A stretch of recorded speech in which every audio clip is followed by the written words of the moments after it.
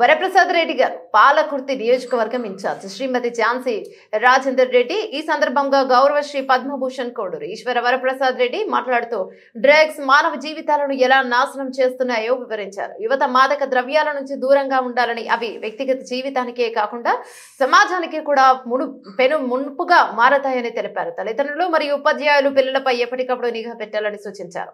Drugs సరఫరా చేయించే ముఠాలు, అక్రమ వ్యాపారులకు వ్యతిరేకంగా ప్రభుత్వం కఠిన చర్యలు చేపడుతుందన్నారు. పోలీస్ శాఖ, ఎక్సైజ్ శాఖ సహా అన్ని విభాగాలు సమన్వయంతో పనిచేస్తున్నాయని తెలిపారు. ప్రతి ఒక్కరూ డ్రగ్స్ వ్యతిరేక ఉద్యమంలో భాగస్వామ్యం కావాలని పిలుపునిచ్చారు. డ్రగ్స్ గురించి ప్రజలకు అవగాహన కల్పించడం సమాజంలోని ప్రతి పౌరుని బాధ్యతని చెప్పారు. కార్యక్రమ నిర్వాహకులు తెలంగాణ విద్యాసమితి పెండెం తారక్, రవి, గణేష్, అశోక్, సంతోష్, మహేందర్ మరియు వివిధ కళాశాలలకు చెందిన 5,000 మంది విద్యార్థులు, యువకులు, ప్రముఖులు తదితరులు పాల్గొన్నారు. అందరు లెఫ్ట్ లో కావాలి, లెఫ్ట్ లైన్